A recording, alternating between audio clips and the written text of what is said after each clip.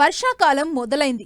అడపాదడపా వర్షాలు కురుస్తూనే ఉన్నాయి. అధిక వర్షాలు పడితే కోళ్లు తీవ్ర ఒత్తిడికి గురయ్యే ప్రమాదముంది. అంతేకాదు తాగునీరు కూడా కలుషితమవుతుంది. దీంతో కోళ్లకు అనేక వ్యాధులు ఆశిస్తాయి. కొన్నిసార్లు చనిపోయే ప్రమాదముంది. కాబట్టి వర్షాకాలంలో పెరటి కోళ్లకొచ్చే వ్యాధులు, వాటి నివారణ పద్ధతులు ఏ విధంగా చేపట్టాలో తెలియజేస్తున్నారు ఘంటసాల కృషి విజ్ఞాన కేంద్రం శాస్త్రవేత్త డాక్టర్ నవీన్.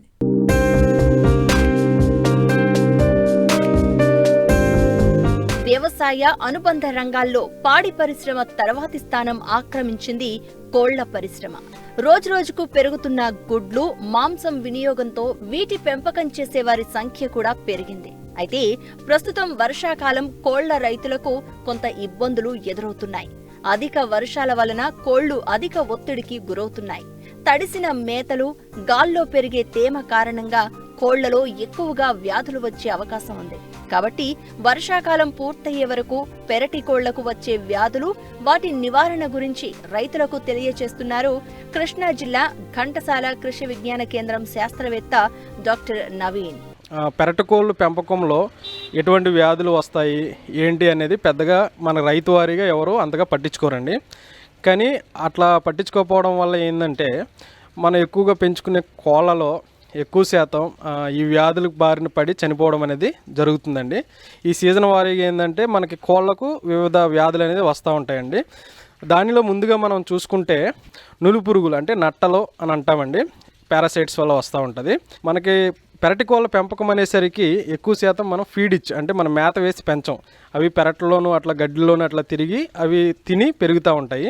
ఎప్పుడైతే ఆ పెరట్లో ఆ గడ్డి తినే విధానంలో ఏంటంటే ఆ గడ్డి ద్వారా ఈ చిన్న చిన్న పారాసైట్స్ అంటే చిన్న చిన్న జీవులు అనేది కూడా అవి తిన్నప్పుడు ఆ గడ్డి ద్వారా లోపలికి వెళ్ళిపోవడం అనేది జరుగుతుందండి. వెళ్ళిపోయినప్పుడు ఈ యొక్క జీవి తీసుకున్న ఫుడ్ ఆహారం ఏదైతే ఉందో అది కొంచెం జీర్ణం చేసుకోవడానికి ఇబ్బంది పడడం, లేదా ఆ పురుగు లోపల ఉండడం వల్ల అది ఎక్కువగా మేత తినలేకపోవడం అనే లక్షణాలు అనేది మనకి ఎక్కువగా కనబడుతూ ఉంటాయండి. దీనికి సంబంధించి పైఫర్జిన్ సిట్రేట్ అనే మందును మనం కోళ్లకు నీళ్ళ ద్రావణంలో కలిపి మనం ఇప్పించినట్లయితే 3 నుంచి 5 రోజులకు ఒకసారి మనం ఇప్పించినట్లయితే ఈ యొక్క నులిపురుగుల సమస్య అనేది మనం నివారించవచ్చు. దీన్నే బేసికల్గా డీవార్మింగ్ అంటారు. ఈ డీవార్మింగ్ చేసినప్పుడు ఏంటంటే లోపల ఉన్న నులిపురుగులు అనేది మనకి మలం ద్వారా బయటకు వచ్చేస్తూ ఉంటాయి. తద్వారా మళ్ళీ జీవి అనేది యాక్టివ్గా ఉండి అంటే చురుకుగా ఉండి మళ్ళీ ఆహారం అనేది తీసుకోవడం జరుగుతుంది. ఇదే విధంగా రెండోది కనుక మనం చూసుకున్నట్లయితే ఎక్కువ శాతం మనం కోళ్ళలో మనం చూసే అతి ముఖ్యమైన వ్యాధి ఏంటంటే కొక్కెర వ్యాధి. దీన్నే రేనికేట్ డిసీజ్ అని కూడా అంటారు. ఈ కొక్కెర వ్యాధికి సంబంధించిన లక్షణాలు ఎట్లా ఉంటాయంటే మనకు కోడి యొక్క మలం చూసినట్లయితే అది ఆకుపచ్చ రంగులో ఉండి నీళ్ళులాగా పారడం అనేది జరుగుతుందండి. అది విపరీతమైన స్మెల్ రావడం కూడా జరుగుతూ ఉంటుంది, జిగురులాగా. ఆ లక్షణాలు మనం గుర్తించినప్పుడు దీనికి కొక్కెర వ్యాధి ఉన్నప్పుడని 50% మనం నిర్ధారణ చేసుకోవచ్చు. దీని యొక్క ఇంకొక ముఖ్యమైన లక్షణం ఏంటంటే కోడు నడుస్తూ మెడల భాగం నుంచి తలకాయ భాగం ఇట్లా ఈ విధంగా తిప్పి కళ్ళు తిరిగి మన మనుషులు ఎట్లయితే కళ్ళు తిరిగి పడిపోవడం అనేది జరుగుతుంది అలాగా, లేదా మెల్ల వంకరలు పోవడం, కాళ్ళు వంకరలు పోవడం, కళ్ళు తిరిగి పడిపోయినట్లు అట్లా వింతగా బిహేవ్ చేస్తూ ఉంటుంది.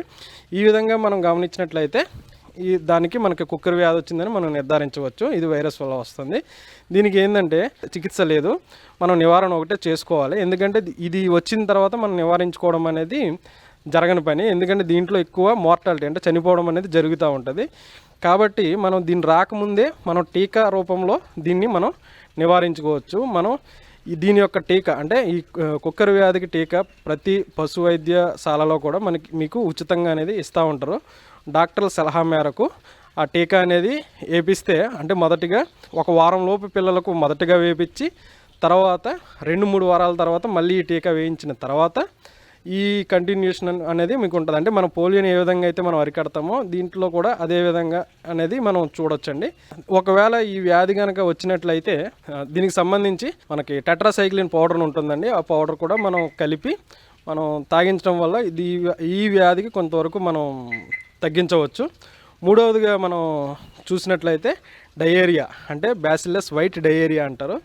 దీన్ని ఏంటంటే తెల్లపారుడు. ఈ వ్యాధి వచ్చినప్పుడు కోళ్ళు అనేది ఏం చేస్తాయి, మనకి లేత పసుపు రంగులో మలము ప్లస్ వైట్ కలర్లో ఈ మన మలం అనేది విసర్జించడం జరుగుతూ ఉంటుంది. తెల్లగా పారడం అనేది జరుగుతూ ఉంటుంది.